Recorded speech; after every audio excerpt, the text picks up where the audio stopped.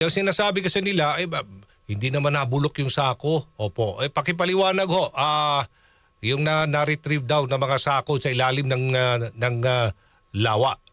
Okay, Aljo, if I could just mention yung process no, Okay, para go ahead po. maintindihan ng ating mga tagapakinig. So, sa ilalim ng tubig, normally, kinakapa lang ng ating mga technical divers kasi nga, na-mention ko, mabura. So, zero visibility at most, no, at all times.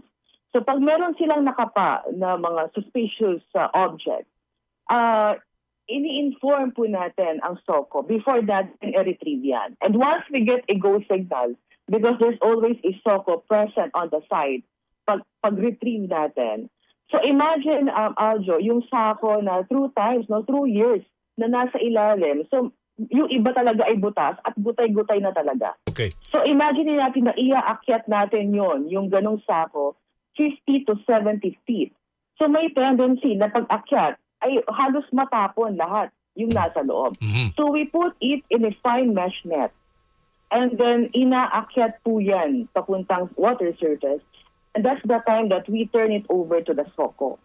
So, ganun po yung procedure po natin. Hindi po kasi pwede na yung butas-butas na sako ay iaakyat. I-expect natin pag-akyat ng water surface, wala na tayong makukuha dyan sa sako na yan. So, that's what we do our diving operations. Whenever we encountered some or whenever we will retrieve a suspicious object po. Okay, maliwanag po yan.